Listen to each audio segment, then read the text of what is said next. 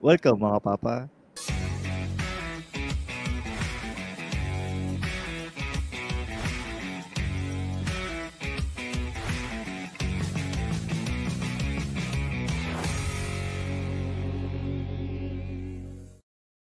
po si Ingo at kasama pa rin natin si Tristan Ting.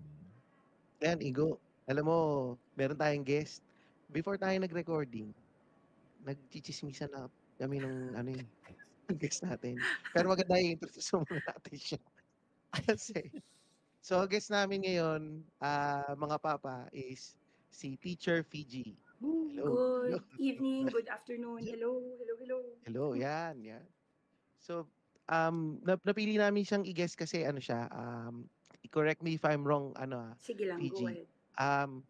Teacher siya ng mga special kids. Pero siguro mas Yes. maganda dyan, bigay mo muna yung background mo sa Alright. yung experience mo, kung anong ginagawa mo para mas accurate.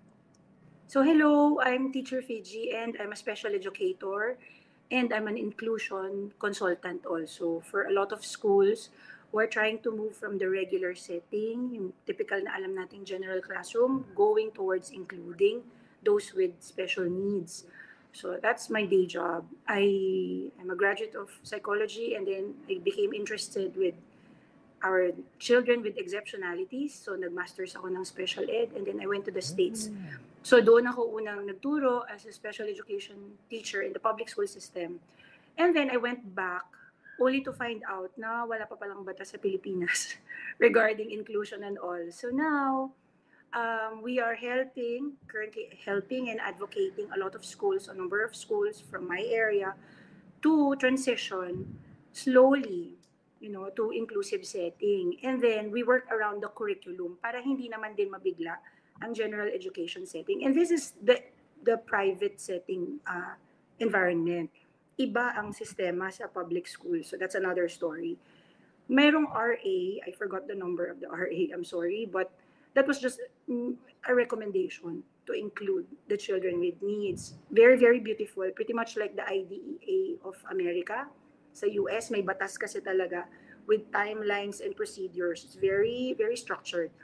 Nung ginaya siya sa Pilipinas, hindi pa, I think, buo yung implementation until now. So medyo inaaral-aral pa ng mga teachers natin. But you know how creative our teachers are.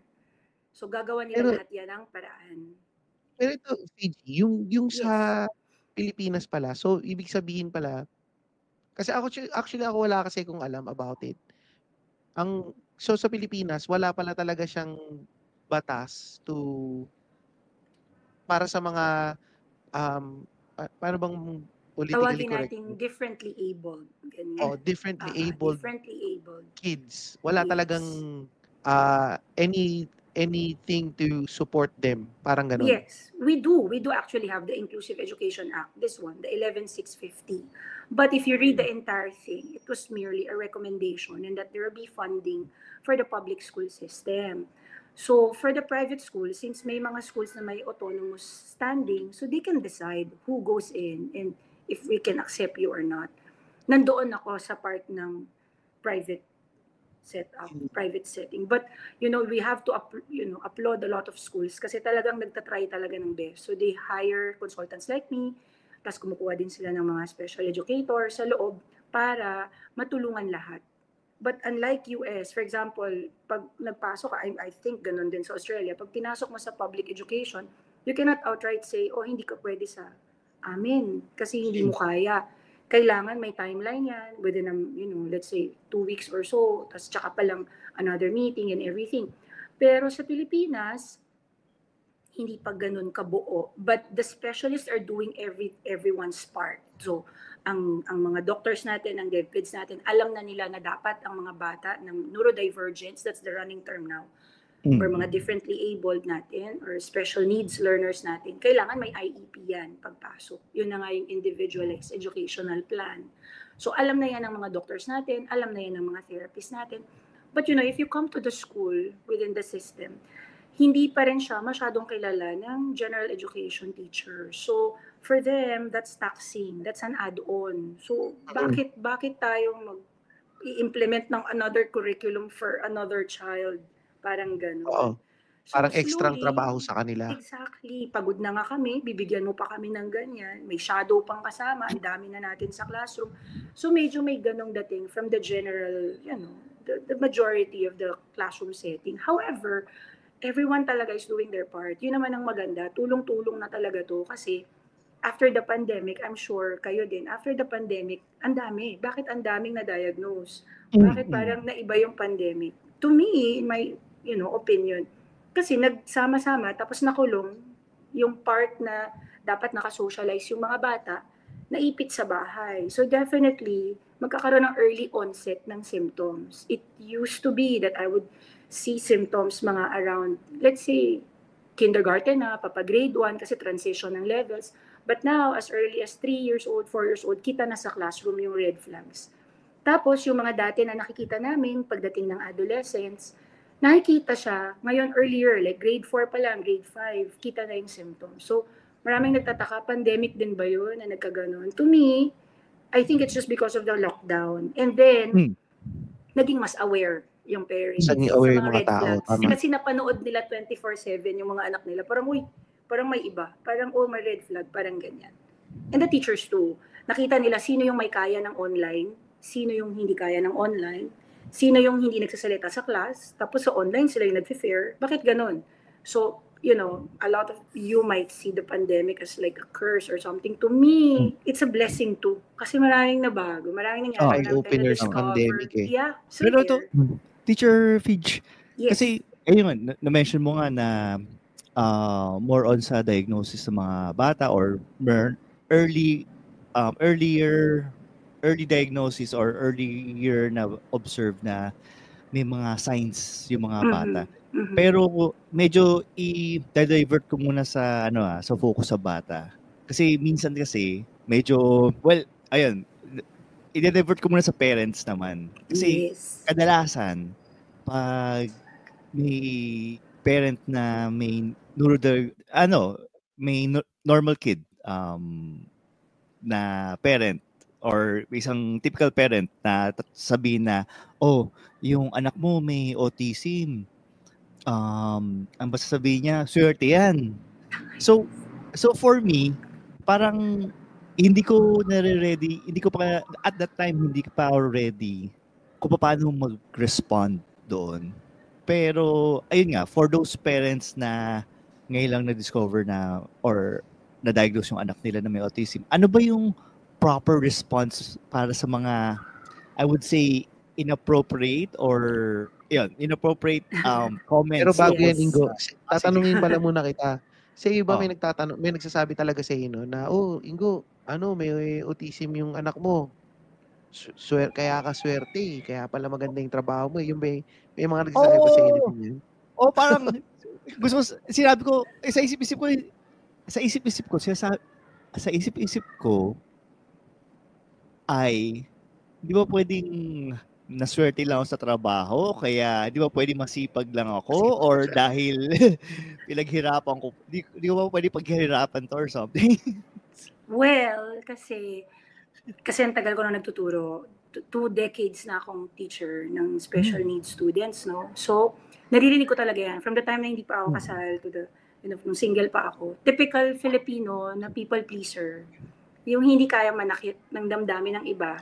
So, when they find out, for example, sa isang pamilya, sa gathering, they would say, may anak kang ganyan. So, imbis na sabihin nila na, this is just me pag nakukompare ko yung kultura natin, tas kultura sa States, imbis na sabihin nila na, so how are you doing now? Sa Pilipinas, ang sasabihin nila, kailangan simpat siya. Swerte yan. Milyonaryo ka na ba? Ang dami mo ng pera. Swerte sa negosyo yung bata na yan.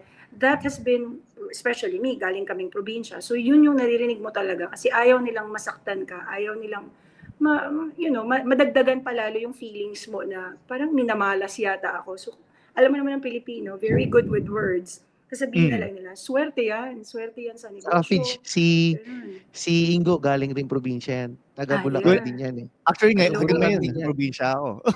Probinsya.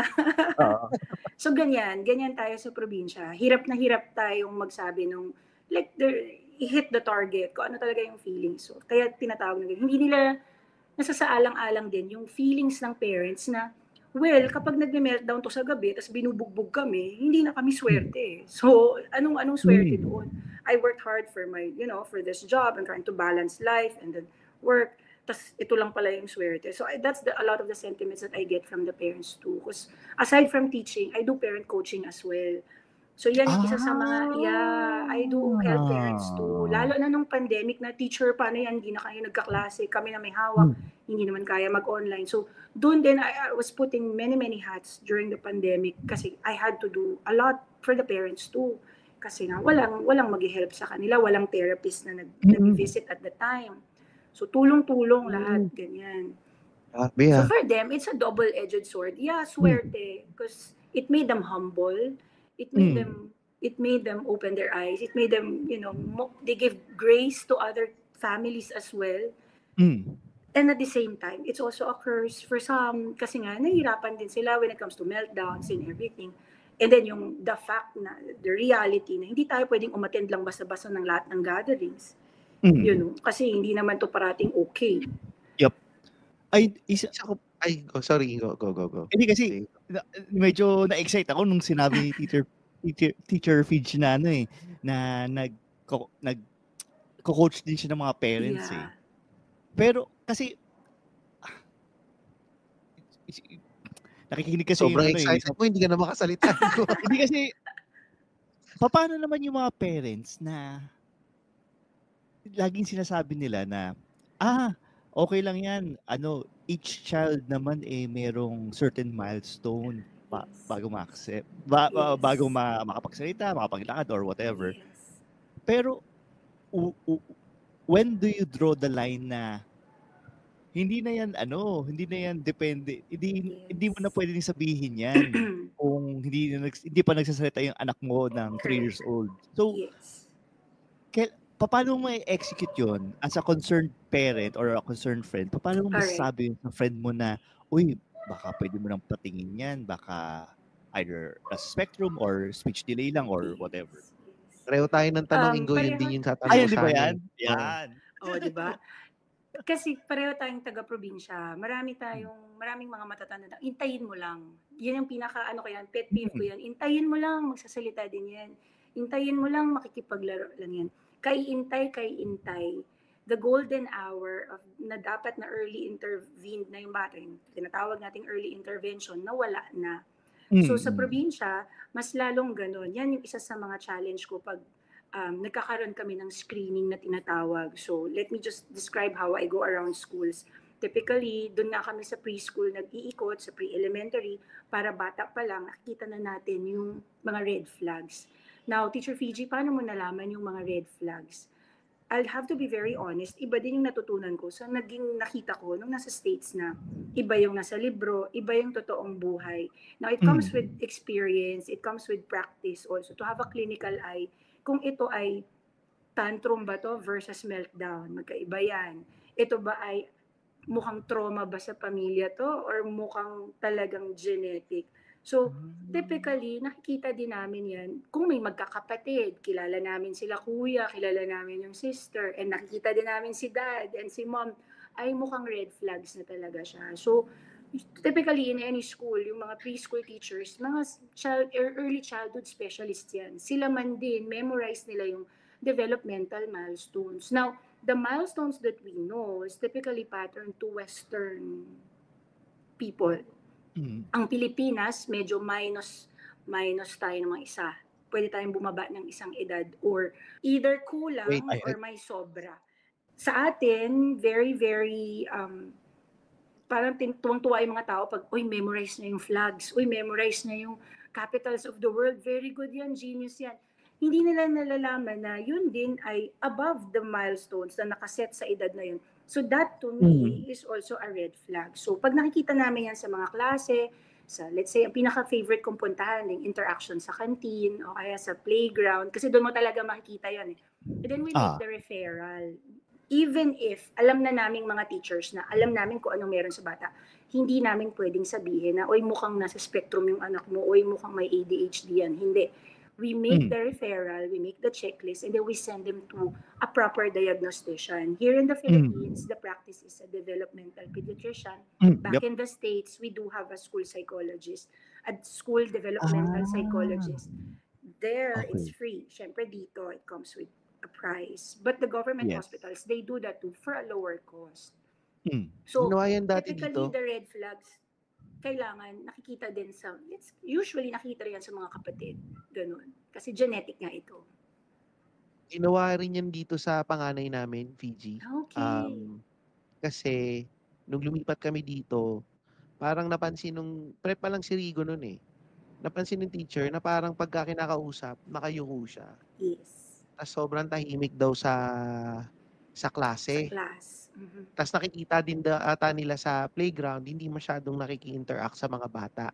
So ang ginawa, ni-refer nga dun sa school psychologist Mhm. or tapos yung teacher umupo sa tabi niya sa klase to observe and to see Yes. kung is there anything wrong. Parang nagpaalam muna sa amin na Yes. i-refer namin siya Yes. sa kasi we need to know if there's something wrong, if kung anong Yes. nangyayari. So it turned out medyo parang may adjustment lang siya, anxiety paglipat dito.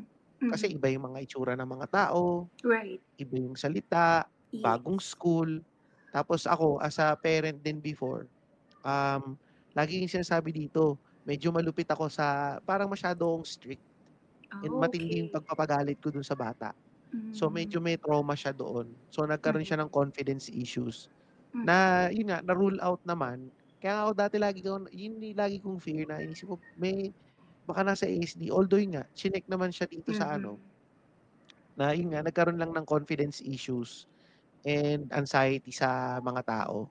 Mhm. And yun nga, and na-pinpoint, syempre pininpoint ni Luis kasi yung kakapagalit dun sa bata. But So, yun. anxiety is genetic too, ha? Mm. So, we can also check kung bakit ganun yung anxiety ng bata. But when we screen children for red flags, tinitingnan din namin yung mga ganong factors. Language ba? Culture ba? Bagong lipat ba? Kahit yung lipatan ng section, hindi mo agad-agad pwedeng sabihin na red flags yun kasi it may manifest also on the behavior of the child. So, bibigyan mo rin ng grace period yung bata, typically. Oo. But if I may emphasize, the earlier the better. Yun. Yun doon tayo nagkakaroon ng problema. Yung kakaintay, may ganyan akong kaso. Kakaintay, magka-college na, may depression na, may anxiety na, kaiintay, tas magsusuicide na, sorry, trigger warning. Then pinabalik namin sa developmental pediatrician. After ng psychiatrist, DepEd, and then I find out, may autism yung bata to begin with. Pero may ganyan kasi. May gano'n, nirefer na namin sila nung preschool siya, pero dahil conservative yung pamilya, intayin lang, magiging okay din yan, magbo-bloom Pagdasal mo din yan. lang. Pagdasal mo, yan. Oo. Pagdasal mo lang, aayos Kulang din lang kayo sa yan. dasal. Totoo yan. Kulang sa palo, yun yung mga typical na naririnig mo dito. Kulang sa palo, kulang sa dasal, baka hindi na kayo nagdadasal sa gabi. So, Sinasabi ko rin yun, eventually, kulang lang sa palo yan. oo, pero mali. And then they found out na had it been na naalagaan yung autism ng bata, iba yung processing niya, then hindi siya dapat nanganak ng depression and anxiety. Because that's a different thing. Anxiety is a mental health illness. Ang autism and ADHD and learning disabilities, that's a neurodevelopmental disorder, meaning nasa loob pa lang ng tiyan, in utero, nangyayari na yun. Kaya nga siya genetic. Kung nabigyan ng early intervention yung bata, nagkaroon ng therapy and all that, nakilala niya yung sarili niya, I don't have to fit in pala because I have autism, then hindi na sana siya naging ganun ka-depressed and ganun ka-anxious eventually. So yun yung mga hinahabol namin. Tsaka may mga iba ring mga magulang kasi na yung medyo in denial. Of course, not medyo. Wag nang mag-medyo talaga. Well, di na pala medyo. In denial talaga sila. Kasi parang pag inisip nila, hindi kasi ano lang yan. Yun nga yung term na antayin lang natin, magsasalita din yan. There's another one aside from intayin. Ganyan din naman ako doktor na ako ngayon. Ganyan din naman ako noon, teacher na nga ako ngayon. Yung mga Okay, ganun. So, kung i-compare nila sa kapitbahay, si anak nga ni oo. Aling Aling Violi. ganyan, oo. Oo. Mas matalino pa nga yung anak ko, memorize na yung capitals ng buong mundo. Yun, o hindi marunong mag-English. But mind you, kasi English is much simpler than Filipino or Tagalog. Kaya halos lahat ng mga bata natin na nasa spectrum, talagang they gravitate towards English because it's simpler, it's easier, and it's straight to the point. Unlike sa Pilipinas, may mga nuances yung language natin, yung hirap intindihin. Kaya ma-English. Kaya sometimes British accent, sometimes American accent, but Peppa still Pig accent. English. Depende sa pinapanood. Kung si Blippi, kung si Peppa. Oo. So, ganun yun. Pero, Teach, bali, Yes. kasi yun nga yung na-mention yun na regarding sa mga schools. Mhm. Ngayon, kasi currently yung anak ko, ini-integrate na siya sa regular school before nasa Okay. SPED siya. Okay. Pero kapag nagbibigay ng feedback yung teacher, nagbibigay ng feedback yung mom ng anak ko, parang iniisip ko, kapag nasa SPED siya, nag-enjoy naman yung anak ko. Pero, nasa SPED level siya. Not to, not to down yung sa SPED. And, pero pag nasa traditional school, align siya sa regular school. Pero, napapressure, parang mas hirap siya Yes. sa regular school. So, ano ba yung, meron bang tamang timpla dito? Okay. Meron bang in between? Yes. Sa special education, there's what we call the hierarchy of placement na tinatawag. So from this restricted or restrictive placement, yun yung special education, yung lahat sila ay neurodivergence, up to the general education setting, yun yung freer. So kumbaga, kung ano yung curriculum ng lahat, yun ka din, very included. Yung integration nga, or the mainstreaming, yung papunta ka pa lang doon, nasa kalagitnaan yan. So, there's a hierarchy to that. Now, who decides?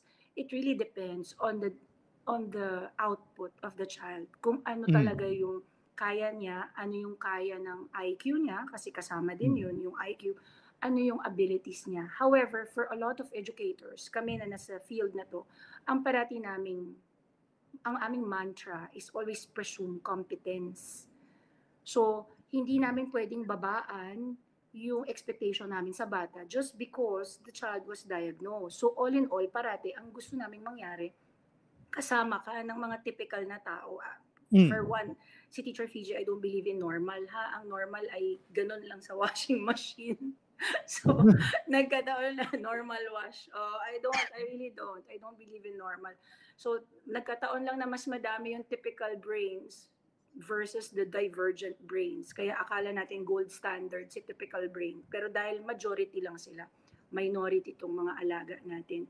So, to me, teachers and parents ang dapat nagtitimpla nun. May mga cases kami na kahit anong pasok sa inclusion, hindi talaga nagfe-fair.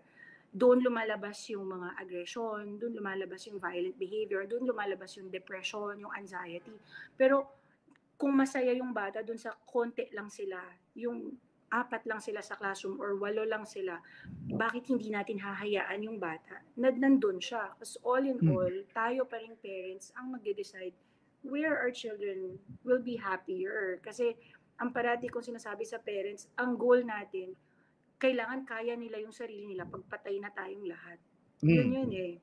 So kung halimbawa kailangan niya ng assistance buong buhay niya hanggang sa wala na tayo, paano na? Tapos aalagaan pa niya yung mental health niya kasi nalulungkot siya dahil hindi siya maka-fit in. Nalulungkot siya kasi nabubuli siya sa class, nobody likes him. Pag sinabi ng teacher na, group yourselves among your friends, usually sila yung walang grupo. Kaya marami akong schools that consult with me, isa sa mga bilin ko, bawal na yung group among your friends. Kasi sila yung naiiwan, sila yung kawawa. Walang pipili sa kanila eh. So technically, hindi inclusive friendly yung school mo pag nag-group among your friends ka pa.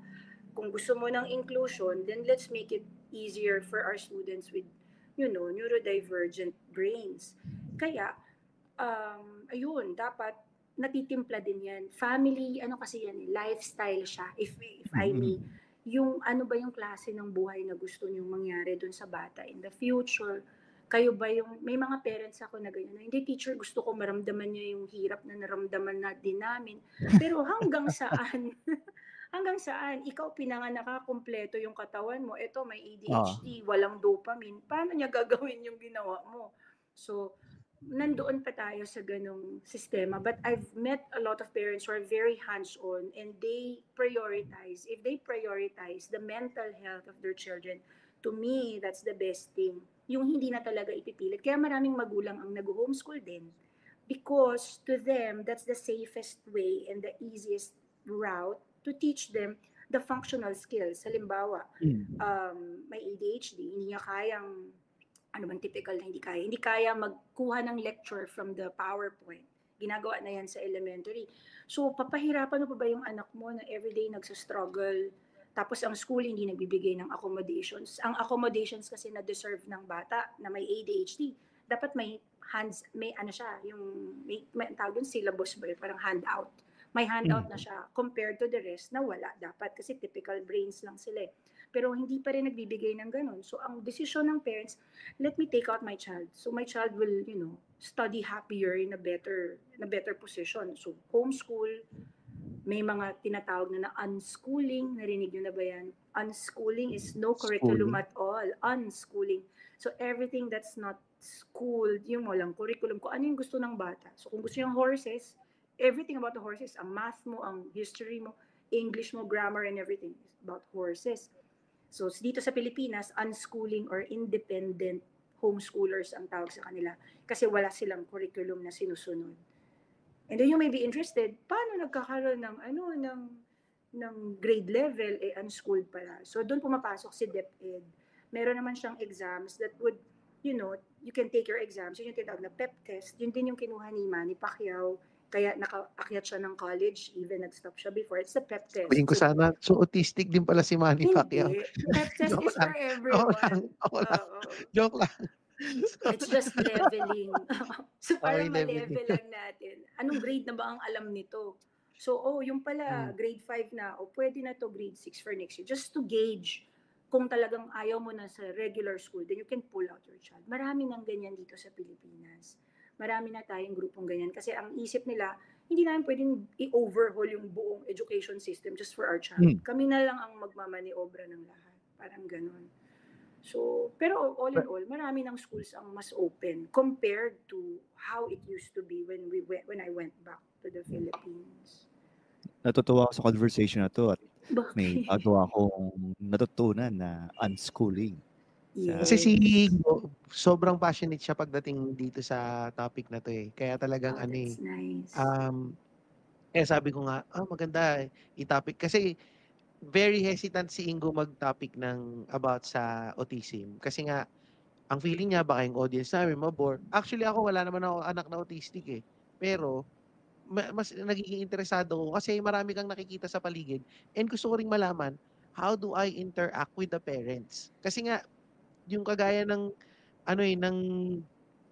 sinabi mo kanina eh, may mga tao na parang hindi mo alam paano mo silang i-approach. Kunyari, may nakita ako isang bata kasang edad na anak ko, tapos hindi pa nagsasalita yung anak nila.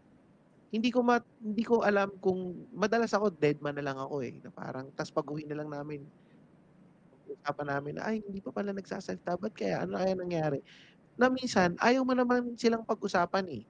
Pero since hindi nila ina-out in the open or paano ba? Hindi ko maalam kung dapat ba ina-out nila in the open na yung anak ko kasi may autism, may ganito. Para at least the it's out of the bag, parang ganun na term na wala na tayong pag-uusapan. And then alam na namin. From my Dapat ba experience, ganun yung mga parents? From my experience, yung mas maginhawa yung buhay ng mga parents na very they advocate for their child, parang ganun. That umpisa pa lang, ini-introduce nila, baka mabigla ka, my child has autism. Mas maganda yung nagiging social interactions pag ganun. As opposed to, yung tinatago pa, hindi, wala yan, pasensya na kayo, ganun. The more that they hide it, the more that it becomes, magiging topic ka ng usapan ng mga magulang. Now, when it comes to noticing the red flags of another. Kasi nandyan kayo sa ibang bansa, yung feeling ng Filipino, tulong-tulong. Naramdaman ko yan, uy, tulong-tulong tayo as Pinoys. Pero pagdating dito sa Pinas kasi, medyo sensitive pa yung mga puso ng ating mga parents pagdating sa ganyan. Yung mga batian ng, uy, yung anak mo ba't di pa nagsasalita? Uy, ba't ganon? Hindi pa ganon ka-open compared to westernized countries. Sa States kasi wala lang yun. O your child hasn't spoken a word. You need help, parang ganon. But here in the Philippines, medyo mainit pa. Ako, ang tawag nila sa akin ay the bringer of bad news. Pag nagpa-park na ako sa parking ng isang school, alam na nila, naku, eto na si Teacher Fiji, mamimigay na ng referral to. Ganon. Ganon pa rin ang ating environment dito. Although, ang nakakatuwa, yung mga parents ko, like, meron sila apat yung anak niya, lahat diagnosed ng ASD. So, sila yung mas concerned na sila na yung magre-refer. Halimbawa, may na-meet sila sa church na, yung anak niya marunong na magbasa at 2 years old. Alam ko na yan, gagana na yung parent ko. Ibibigay niya yung number ko. Tawagan mo to si Teacher Fiji para lalong ma-enrich yung anak mo. Those are the terms that they use now. Para ma-enrich, para lalo pang ma-nurture yung anak mo kasi sa different brain, parang gano'n. So, eventually, dadating sa akin yung parent na may red flags na hindi rin naman niya alam na red flags pala yun na pagiging advanced or genius ng anak nila. So, and then eventually, we would refer. So, magkukwentuhan na kami. O sa pamilya niyo ba, may mga pro-meal kid ba kayong kapamilya? Ganon. May mga spelling bee champion din ba kayo? And those things, mahirap siyang tibagin sa kultura natin kasi usually yung mga ganun katatalino, nasa medical field, mga pamilya ng abogado, pamilya ng teachers. So they wouldn't accept right away na, neurodivergent pala yung anak ko, yung apo ko, ganun. So usually pa nakikita natin, ang nasisisi yung bearer ng bata, yung nanay. Kasalanan mo yan, nagtrabaho ka ng buntis ka, na-stress ka, kasi graveyard shift ka, yung mga ganun. But no, it doesn't happen that way. This is genetic. So, it usually has patterns. It seems, sa side ba ni mommy, may ganito. Sa side ba ni daddy, may ganito. And then it all comes down. Makikita talaga. Kaya nagtataka lahat ng tao, may pandemic ba? Hindi nyo lang napansin na si lolo ganito. Ay ganun din to begin with. Yung kailangan, safeguard lang yung sabon, bawal mag-iba. Mayroon na tayong, nagbanggit ako ng brand. Yung kailangan white lang, bawal maiba. Or yung t-shirt, dapat paulit-ulit, yun lang. Pag nawawala, yun din yun. Hindi lang siya diagnosed. Akala natin, it's just a personality difference. Uy, masungit talaga yan, matandang dalaga kasi si tita. But no, it's still that. It's a spectrum. Kung babalik tayo sa autism spectrum, it's a spectrum. So, hindi siya linear. So, may mga iba ang tinamaan social skills, may iba tinamaan communication skills, may iba relational skills.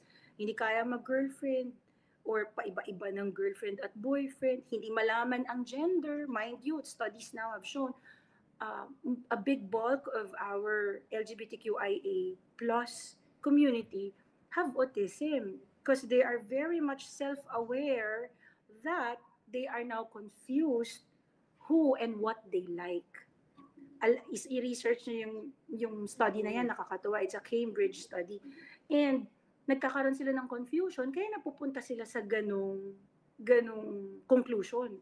And then now you also rule out, kasi nagka-student ako ng ganyan. I have what I call before, pre-pandemic and during the pandemic, may Sabado boys. Because they're all boys. Tapos lahat sila binatilyo. So ang topic na namin, panliligaw, paano magka-crush, teacher, tumatayo yung dapat tumatayo, pag pumapasok si teacher, yung mga ganun na yung kwentuhan. Teacher, yung pimples ko. So I have a Sabado boys like that. There's 7, they're all labeled with different diagnoses. Nakakatuwa kasi sila, iba na yung dapat na natuturo pagdating sa ganung age. And then sila na mismo, yung age na yan, favorite ko yan, kasi sila yung nagsasabi, teacher, I think my dad is autistic. I think my lolo is autistic too. Or I think my lola is autistic. Sila na mismo, nararadar na nila, alam na nila kung sino at sino sa pamilya nila, kung saan ang galing. Kasi yun din yung premise. Yun din yung premise ng bullying. Whenever, kasi tambay din ako ng guidance office ng mga schools na pinupuntahan ko. So I look at the bullying incidents. Usually the bully and the bullied, pareho namin yan nire-refer. Hindi lang si bully ang may issue. usually nagkakamagnet yan. Because we attract what we know. We like what we know. Meron akong kausap na parent ang pinag-usapan, teacher, is it possible, let's say, sa akin, tumalon, wala akong autism. But then in my family, probably we have the gene. And then I met someone who probably has the gene and I get attracted to that. Sabi ko, yes, that's possible because that's what you know. That's what you grew up with. So eventually, nagkikita-kita din kung sino yung mga neurodivergent. Kaya lumalabas din talaga sa mga anak. Ang saya, diba? Napaka-komplikado pala nito. Pero, Yes. Teacher Fidge, dahil nga Yes. na-mention mo yung bullying. Yes. Kasi, parang paano ba? Paano ina-handle ng school kung magkakaroon ng incident between neurodivergent kids? Well, Would you- I can only speak for the Philippines right now. Ah, Kami dito, pag may violation report ang bata, we first look into the possibility na baka may disability, baka neurodivergent, bago kakasuhan yung bata. So usually, we look at the two sides first, the bully and the bullied. Ganon parate. Sa experience ko, it's usually, the bully would usually be the one with ADHD, and then the bullied would usually be the one with ASD. Kung sino yung may ADHD is attention deficit hyperactivity disorder, always dopamine chasing. And then yung may ASD, naaamoy nila yon kung sino yung madaling ibully, sino yung madaling utusan, sino yung paulit-ulit mo, hinaharot and everything. But for a lot of kids right now, dahil 2025 naman na tayo, prior to the beginning of everything, there will be classroom discussions of what really is bullying. Dapat yung technical meaning niya, ito ay paulit-ulit, isang powerful sa isang maliit, ganon ang sistema. Para aware din sila kung ano yung mga isusumbong nila ay legit na bullying. So, ngayon, sa Pilipinas, ganon yung ginagawa namin with the schools that I help with. Hindi kami agad-agad nagkakaso with the prefect of discipline. So, titingnan muna namin yung angulo na baka may special needs, kailangan ba talaga i-kick out na yung bata kasi sobra na. Unless, of course, talagang grabe na yung mga sanctions. Pero it's not also an excuse. Hindi dahil may disability, hindi dahil neurodivergent, ay hindi na pwedeng kasuhan. No, it doesn't work that way. As much as possible, we try to balance everything out. Na halimbawa, ang kaso ng bata ay nanunulak daw, paulit-ulit. This is real story. Paulit-ulit ng tutulak ng gaganon. Ano yun? Ng babalya, shoulder to shoulder. Yun pala, in reality, sensory need ng bata na nasisikipan siya. Kailangan niya ng space. Malaki siya. So yung mga katabi niya, pag pila time, naiinis siya. So part yun ng pagiging autistic niya. So hindi kasalanan ng bata na nanggaganon siya kasi wala naman siyang minimin. Pero ang sinasabi ng mga klase niya, bully siya kasi hinihit niya kami on our shoulders. So we had to re-explain to the entire class with the consent of the parents, of course, na iba yung brain ng kaklase ninyo and we have now, we can now put him at the back para maluwag. At totoo nga, nung nilagay namin siya sa likod at wala na, maluwag na, hindi na niya yun ginawa. So that will not count as bullying as it is. But meron din kaming kaso na the ADHD is also a genius. Typically, ADHD genius is a time bomb too. Pag disadvantage yan at naturuan mo yan ng mali, sila yung nagiging terorista, So pag ganun pa lang, bata pa lang, creative pa, di ba? Creative, kaya gumawa ng bomba, yung mga ganun. So pag usually, sila yung mga napipinpoint, sila yung usual suspects, and they know who to victimize. And then eventually, pag napaliwanagan na rin yung bata na, anak, ganito kasi yung brain mo, ganito yung takbo ng isip mo, pwede mo naman yung ipasa sa iba, wag sa kaklase mo, wag sa banyo, wag kang gumawa ng mga pillbox sa banyo, pwede tayong gumawa ng ibang gawain to satisfy your dopamine chasing, things like that. So it's really an entire system. Yes, go ahead. Di ba kasi kasi ito ako growing up, meron akong mga nakikitang mga kaklase or sa school mo. Meron kang nakikita yung masarap asarin. Kutusan. Oo, masarap asarin. Siguro yun yung ewan ko, pero parang meron akong My Gago ka, question is, ADHD na ako. bakit mo naaamoy? Oh, bakit alam? Kasi if you Kasi go parang around, minsan yeah, makikita mo parang, ang sarap niyang asarin. yes. And if you go around, apparently, konting population lang yung nakakaalam kung sino yung masarap asarin. For the rest of the community, hindi nila alam sino yung masarap asarin. It also takes another kind of brain to be able to know, ay, ito yung masarap kong ulit-ulitin banasin. Haharutin ko to araw-araw, kukuhaan ko to ng baon araw-araw. It takes another kind of brain to do that. So kaya yun yung tinatawag ko na they magnet each other. Kaming mga teachers, ang tawag namin, teacher nagkakaamuyan na sila. Kahit magkalayo sila sa class, magtinginan pa lang sila, parang magpapataya na sila. Mag-aaway. Because they know, not really mag-aaway, like magsusumbungan na, teacher huminga siya, teacher pumikit siya. Yung gano'n. So Madaling usually, Okay. yes, because we attract what we know. That's what I always, believe in. Before, it used to be my theory lang. And then now, as I listen to adults, that's my real mentors, yung mga online. Naghahanap ako ng actually autistic. You can even look at the hashtag actually autistic or hashtag actually ADHDER. And you would read about the things na sila mismo yung nagkukwento kung ano sila. So hindi ako basta-basta naniniwala sa mga experts, mas naniniwala ako yung lived experience nila as an autistic, lived experience nila as someone with ADHD. Kasi eventually nga, ito padami na ng padami yung mga nadadiagnose na adults. Ang sistema na ngayon for other countries, like sa US, kinukwento ng mga kaibigan kong teachers doon na once na ma-diagnose yung anak, binibigyan na rin nila ng option yung parents na baka gusto nyo rin po mag-test. So there's more accountability. So malalaman nila, ikaw talaga may autism ka rin pala o ikaw kaya ka pala ganyan, ADHD ka pala. Para mas maganda yung accountability, mas sisipagan ng parents umattend ng therapy. At maiisip niya na, sa akin galing to. Hindi kasalanan ng anak ko na ganyan siya. And that tells a lot. Tama siya talaga, tamang sistema siya. Sa Pilipinas, ginagawa ko na rin yan. Siyempre, of course, half-jokingly parate, para hindi masaktan ang damdaming Pinoy na pusong mamon. But I do that. Mami, diagnose na yung anak mo, baka type mo ikaw rin. May mga informal namang test online. You wanna look at it. So may mga ganyan na ako para unti-unti nabubuksan na yung isip ng community natin. Albeit my community is small, sa maliit naming lugar, kahit pa paano, malinaw na yung mga mata nila. Tapos nagtutulungan na, parent to parent na yung mga tulungan. Bali, Teacher Fitch, clarify ko lang. So, yes. For example, if I would go to Google, mag-search lang ako ng actually autistic. Yeah. Maraming actually, lalabas. Yes. Even even Facebook, Instagram, TikTok, ang daming lumalabas. Kasi mas masarap pakinggan yung lived experience.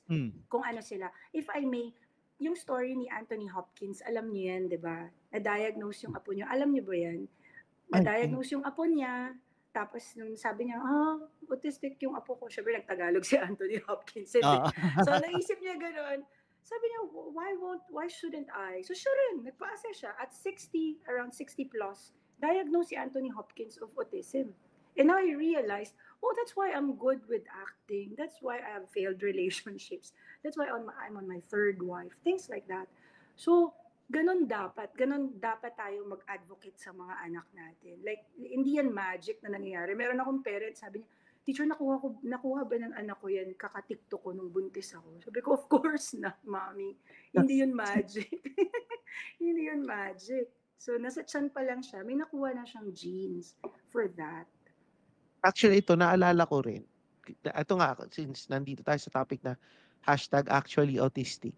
Naalala ko kasi, kaming magkakapatid, pinag-uusapan namin yung panganay naming kapatid. Kasi parang iba siyang mag-isip sa aming tatlo. I mean, well, alam naman ng mga nakikinig to na nakakulong na siya ngayon. Kasi nga, siya maloko talaga siya. Liar and as in... And if I may, wala if you siyang look remorse, at it positively, yun? That's creativity, gone in the wrong direction. Yes. Yun, totoo.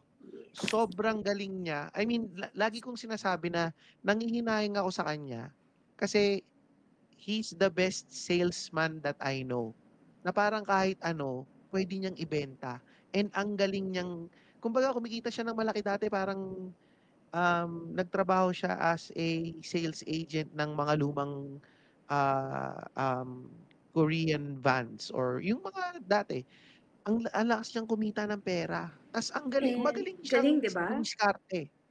Yan yung Artistic lahat. superpower na tinatawag nila na Tapos it's a double-edged sword. It's not just a mm, superpower, it's also a curse. tapos parang ang napapansin ko lang, 'pag nagsisinungaling siya, wala siyang remorse at all or 'pag may nagawa siyang something, wala siyang remorse na nakakagalit. Kasi parang ano 'to, wala ba siyang konsensya? So, pero yun nga, sa aming lahat magkakapatid, siya yung pinaka-creative. Sa sobrang creative niya, yun, nandun na siya ngayon. Nakakulong na siya ngayon. Kung Insane. siguro yung teacher niya ng preschool, nakita agad yung klase ng creativity niya, na-guide sana siya. He could probably be Mm. assessed properly and then baka naging actor siya. Kung ganun yung mukha niya na kaya niyang i-adjust na hindi ako nakakaramdam ng remorse, I think meron yun, if I may. Pero kaya niyang mag-pretend na wala siyang nararamdaman. That's another side of it. Another thing na nangyayari sa mga autistic nating mga estudyante, even ADHD people, yung nakakapag-mask sila. Yung masking is like you try to integrate into the typical society and I'll pretend na kaya ko rin yung ginagawa nyo, kaya ko rin mag-smile all the time kahit napapagod na ako, kaya kong slaman sa concert kahit hindi ko yun type.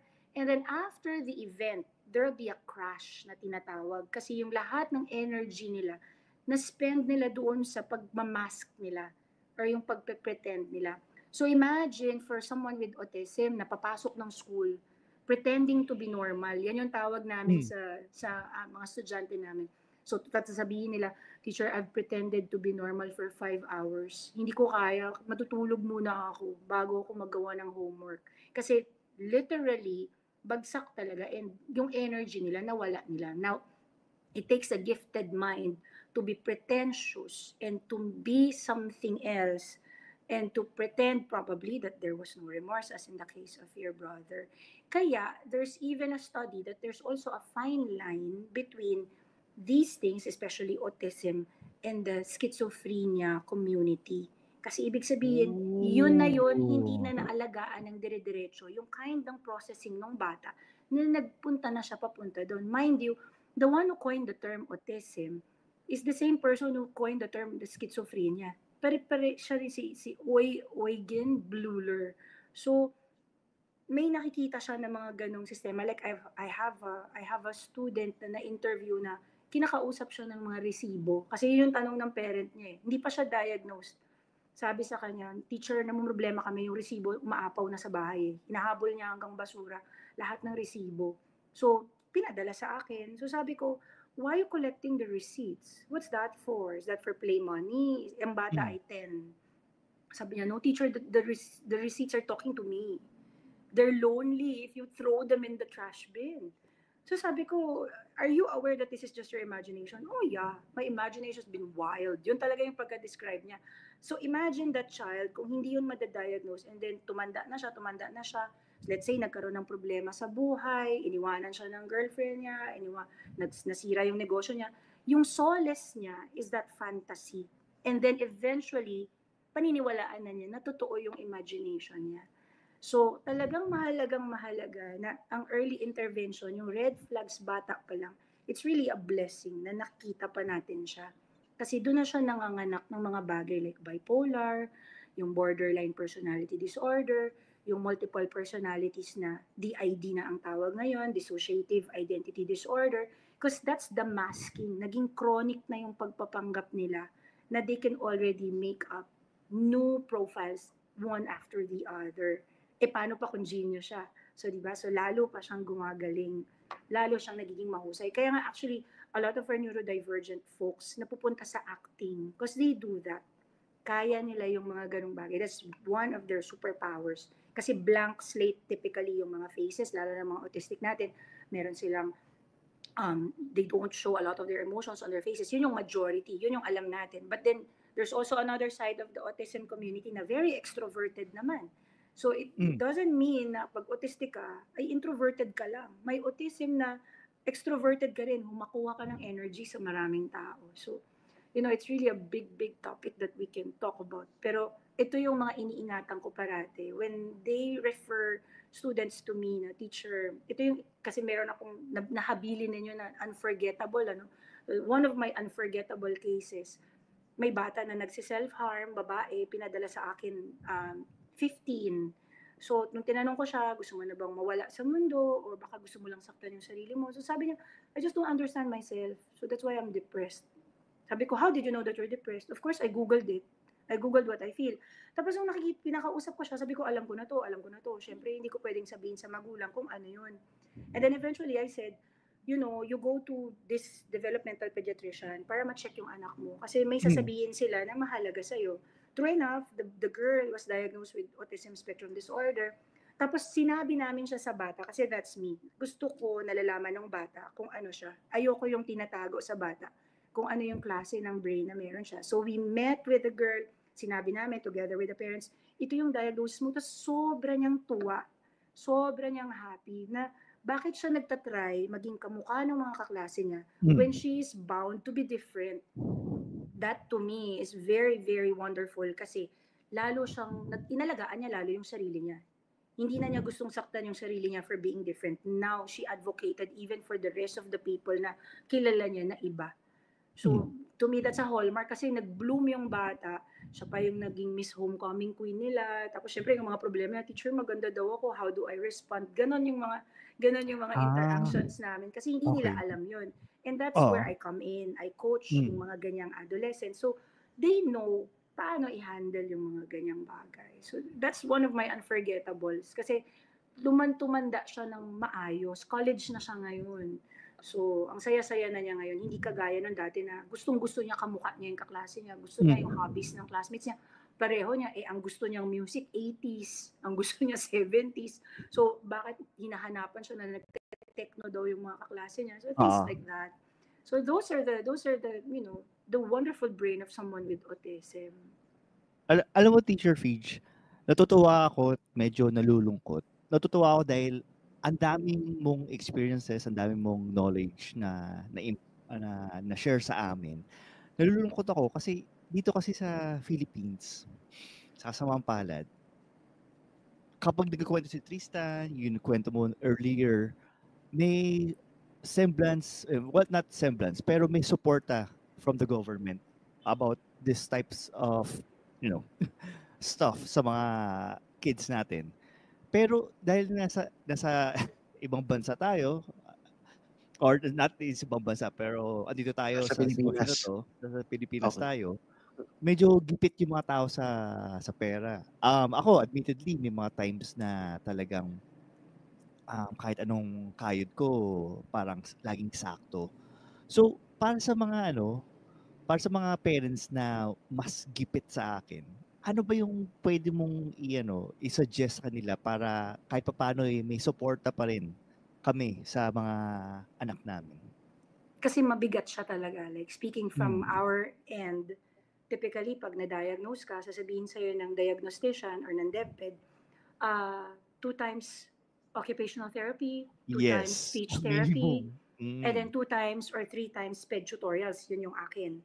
So, per session yun, per hour yun, mabigat yun. There are some centers who will charge, so sabihin na natin ang bracket is from 800 to 1,200, and this is probinsya rate. Iba pa yung pagdating ng NCR and Metro Manila, nasa 2,000 plus na per session.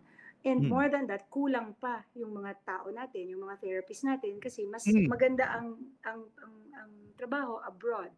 So, ano ang ginagawa ng ibang magulang ko? Like, I have a number of charity cases too. Lalo na yung paano yung anak ng karpintero, anak ng labandera, pipigain mo pa ba yan?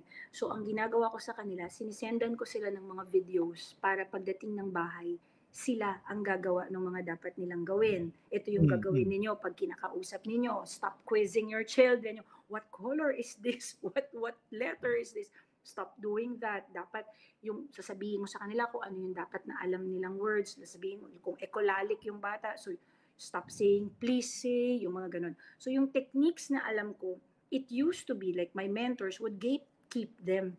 Ngayon, hindi na ganun because Teacher Fidge is neurodiversity affirming specialist. Ano ibig sabihin ng neurodiversity affirming? Ibig sabihin, I believe in the neurodiversity na hindi ito dapat parating pinapatologize. Hindi ito basta-basta disorder all the time.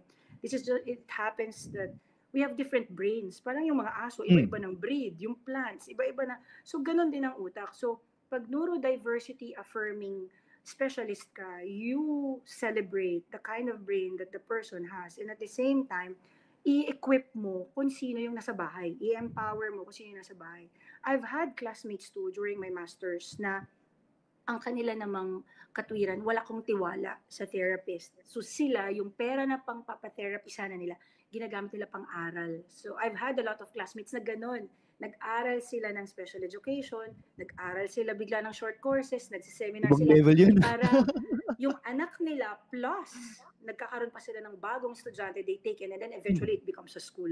So may mga ganong angle din. That's another good thing. Ang iba pa, marami ng parents ngayon na minomonetize na yung mga experiences nila sa Facebook. So if you look at the Philippines, marami yung mga awesome parents na tinatawag. So, nandoon naka-video yung daily life nila and kumikita sila doon. Pandagdag din nila yon ng pambili ng kung ano-ano, pambayad ng therapy nila. Yung iba naka-medication, so pambili rin nila ng gamot yon. So, ang Pilipinas kasi, very creative naman tayo. Hindi naman tayo yung mga tao na lumaki na nakaasa sa gobyerno. But in fairness to the government, they have been doing their part naman. Talagang, nasa third world country lang talaga tayo. We cannot design it as how first world countries would do it. Sila kasi may specific budget sila for that. Dito, hindi pa priority. Although, kung ikukumpara ko yung lumang buhay to 2024, 2025, malaking diferensya na. And nagtutulungan na talaga lahat. Kasi kahit yung mga nakaupo natin sa government, sila rin may mga pamilya at anak na nagte-therapy at diagnosed. So sila din, may empathy na rin sila sa mga common na tao na kami may kaya namin nagagawa to, pero yung mga wala, ano yung pwede nating magawa pa sa kanila. So in so far as, helping teachers too in the public sector, marami ng mga ganyang movement dito. Hindi man kasing ganda ng US at ng Australia, yung sistema, hindi siya ganun ka-structured, but everybody does what everybody can. Parang ganyan. I think in the past, Digong was able to do something about sa PED. I'm not sure sa specifics yan, pero I read something about it nung time nung nasa office pa siya. Though, Teacher Fidge, sorry, last question. Though ito medyo magkakaroon ako ng personal gain dito. Kasi na-mention mo na meron ka mga techniques para sa mga kids na medyo ecolic. Tama ba yung ano? Ecolalic? Ecolalic. Yes. Ecolalia is they echo. They echo what they hear. So when you ask, for example, how old are you? Instead of replying, I'm 10, sabihin din niya sa'yo, how old are you? Now, it could be that that's their way of processing. Halimbawa, pinaprocess pa niya yung question mo. She could probably say, how old are you? Well, I'm 10. May ganong klaseng ecolalia. May klase din naman na sasabihin din sa'yo, how old are you? Pero, yun na yun. Hanggang doon na lang siya. Kasi, probably, hindi pa niya kaya i-comprehend kung ano yung tinatanong mo. But, yung ecolalia, it's also like, may sinabi kang isang bagay or may nadinig ka na song, and then it becomes an earworm. It's also like that. So, kahit hindi ka kagaya nung anak mo na gano'n, then that could also be part of ecolalia. Yung pag may sinabi ka na, kakain na ako, and then binulong mo ulit sa sarili mo, kakain na ako.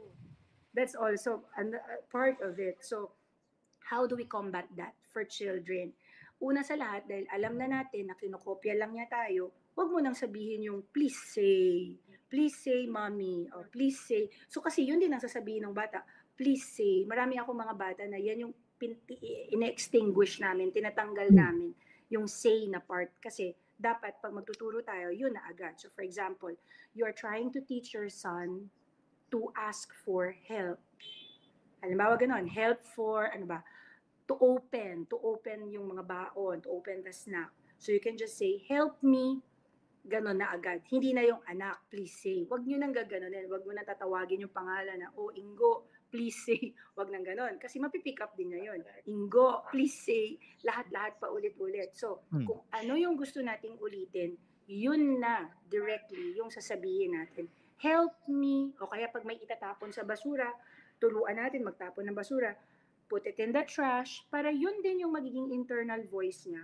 At yun din yun, pag ready na siyang magsalita, yun na rin yung sasabihin niya. Actually, I was listening to one autistic adult, nakalimutan ko na kung anong pangalan niya, but he's an American, he's used to be non-verbal.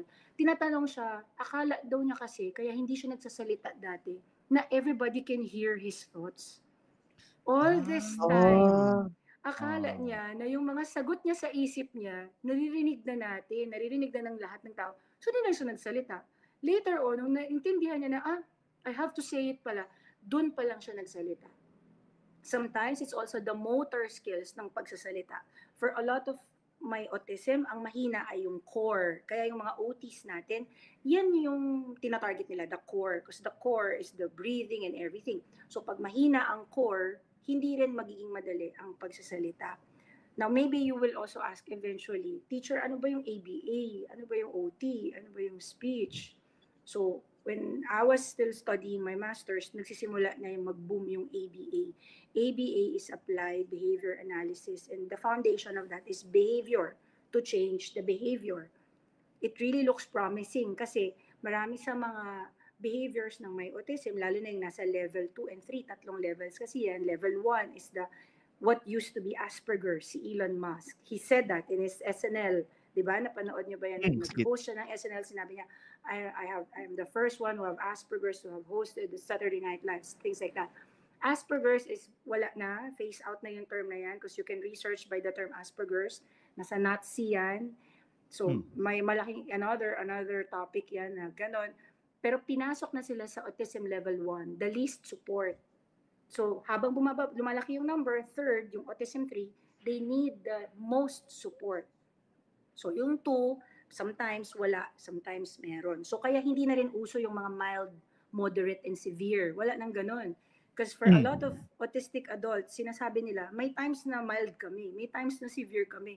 So, who are you to tell us na may kanya-kanya kaming category? Because it's not linear. You know? So, ABA is to change whatever is risky and harmful and dangerous and self-injurious for a lot. And that's very behavioristic. OT and speech, another side yan. Sila, therapy. Ito, behavior therapy. Ang OT at ang speech, well, I can speak for the OT, they're more on the sensory needs. Pag kasi may autism at may ADHD, ang sensory, kung saan nanggaling yung 5 senses natin, may jam, parang may traffic jam. So yung dapat na naaamoy mo lang, nalalasahan mo rin. Yung dapat na nakikita mo lang, naririnig mo din. So for example, I had a student, adult na siya ngayon, ang tanda ko na, adult na siya ngayon. Pag sinabi ko na Monday, sasabihin niya, teacher, when I hear it, it tastes sour to my mouth. So, may ganun. Nagkakaroon ng patong-patong yung senses. So, like, pag nagko-color siya ng black, sabi ko, bakit ba paulit-ulit black yung illustrations mo? Because it feels, it's sweet to my mouth. So, ganun siya. So, nagkakaroon ng, sensories, everything that's sensory. So, si behavioristic, the other side, the ABA, they don't care kung ano yung sensory needs mo. Kung masilawin ka, pasensya ka, i-desensitize kita hanggang masanay ka sa ilaw. Si OT and si speech, hindi ganon. Masilawin ka, o di gawan natin ng paraan, mag-shades tayo. Ma-manage, oo. So, ano yung difference? Yung isa, tinatry mong baguhin, yung isa, tinatry mong alagaan nila kung ano yung meron sila. Now, where do you draw the line? Controversial si ABA because that's what's free also in the community, sa states. Nung nandun kami, may mga behaviorist kami sa loob ng classroom at sa buong system. And now, yung mga adults na naka-experience ng full-blown ABAs should be 40 hours a week hanggang bahay. Yung mga adults na nagsasalita na sila, na kinukwento nila ano yung ABA, for them, they felt abused. Na it was just a compliance thing. Na hindi naman in-honor kung ano yung aming kind of brain. Things like that.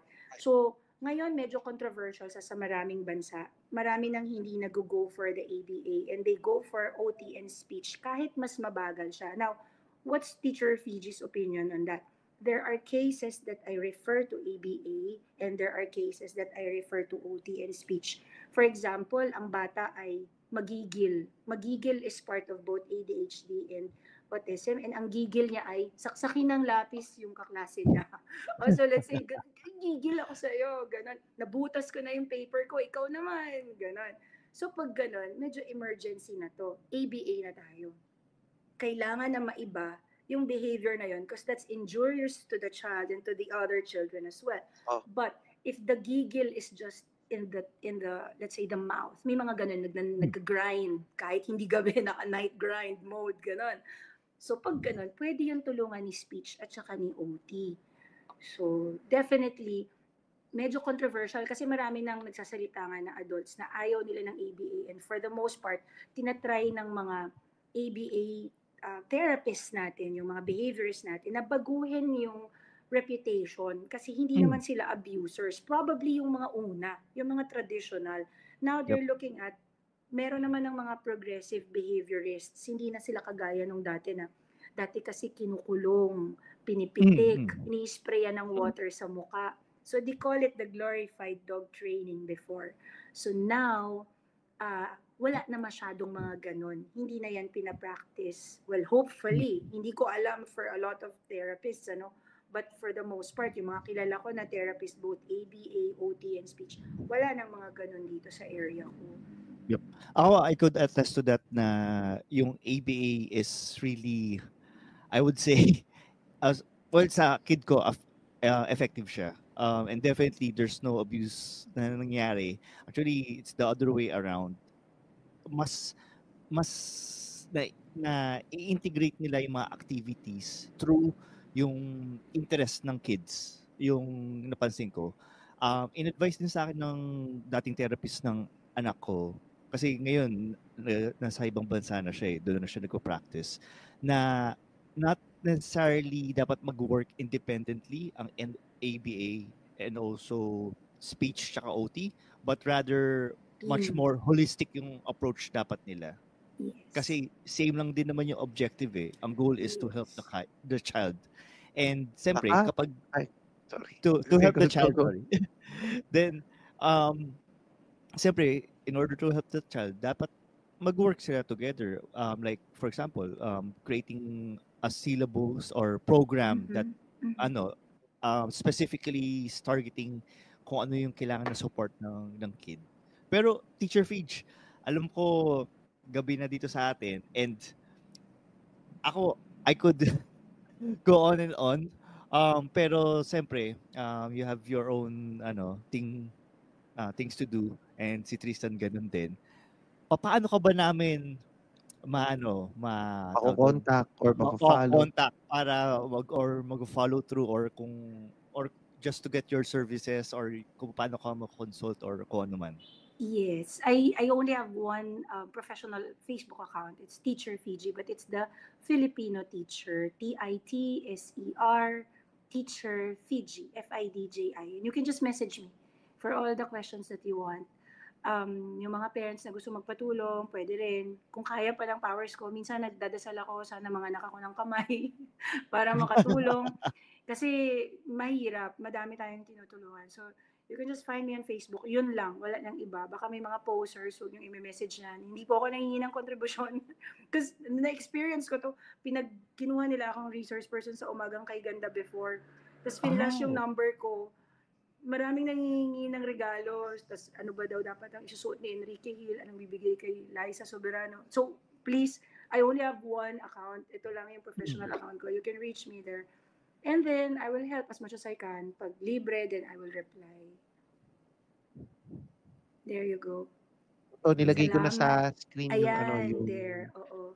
Link ng Facebook. So, ilalagay rin namin to sa episode description para kung sakaling yung mga parents na kailangan ng tulong, kailangan ng advice, they can message you. Pero maganda sana, palakihin pa natin tong community natin na ganito. Kasi, yun nga mas maganda yung may awareness. Yes. And hindi dapat natatapos sa awareness. Yes. Dati puro awareness campaign. Dapat nandun na tayo sa acceptance. Second level na. The acceptance that neurodiversity is not just a political term. Hindi yan arte-arte lang. This is something else that we should be believing in. We have all different brains. Yun lang talaga yung basics nun. Different brains.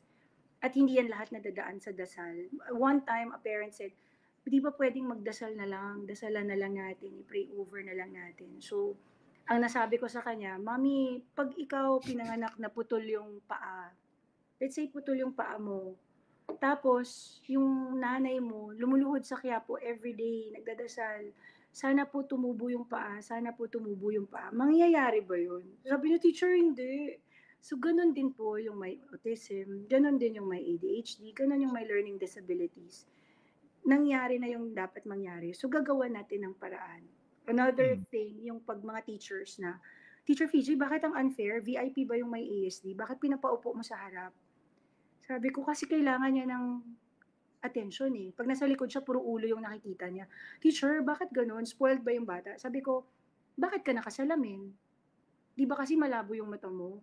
Gusto mo ng fair? Kahit yung salamin tanggalin natin. Lahat ng saklay tanggalin natin. That's fair. But fairness is not being given the same thing. Fairness is being accommodated according to your needs. So, Tama. yan yung slowly na in my part of the world, in my little corner, tinatry naman natin na maintindihan ng bawat schools na baka ito na talaga yung tamang panahon na tigilan na natin yung mga tradisyonal na paraan at slowly buksan na natin yung mga mata natin na baka kahit pati pala tayo.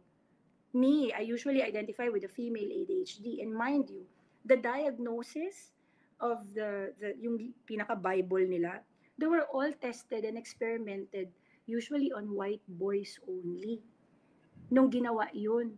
So, itong mga women na iwan. So, hindi nakasulat doon ano yung criteria for ADHD women, ano yung itsura ng ASD women.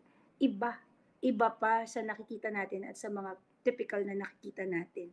Mind blown na si Tristan. Psh, kita ko yung uso ko sa ulo. Nakita ko talaga. Totoo, kasi alam mo, sa totoo lang, parang may isip mo talaga lahat yung mga naka-interact mo Yes. through your, within sa buhay. Ako, naisip ko yung lahat ng naka-interact sa buhay ko. Naisip ko, Yes. yung tatay ko ba autistic? Minsan ganun naisip ko na ngayon. There's a chance. There's a chance also. Kasi di ba totoo yan. parang iba eh. Anyway, kasi nga, medyo nag-overtime tayo. Pero napakagandang discussion ito. And thank you Yes. so much. Yes, and we can Phoebe, do a part talaga. 2, 3, and this is part of my my advocacy to help everyone. And I'm really happy dahil bilib na bilib ako sa inyo. Puro nanay parati yung kaharap ko, mind you. And ngayon lang ako talaga natuwa na tatays yung mga very much interested into this. And so, kudos to the two of you. Very good kayo dyan. Thank you. Natuwa naman kami doon kasi yan talaga yung ginugol namin Yes. na yung mga tatay kasi hindi naman nag-uusap ng ganito eh. Yes. And lagi kami ni Ingo, kami nag-uusap tungkol sa parenting, tungkol sa mga anak. So, kaya naman namin naisip na, tara gawa tayo ng podcast. E di, kaysa mag-podcast tayo ng puro kalokohan, mag-podcast naman tayo ng medyo pinag-uusapan yung mga passion natin sa buhay. Which is yung family natin, yung pagpapalaki ng anak, and kung paano pa mas mag-improve mas mag-improve as parents. So, yun. And especially itong topic na to kasi nung na-diagnose yung kid ko, I was like blind eh. Hindi ko alam kung anong gagawin ko. So, it's really good na magkaroon ng parang support system or even a resource para magkaroon ng reference na, ganito pala yung dapat kong ginagawa. So, yeah. Yun. So, dito na natin to tinatapos. Salamat, mga papa.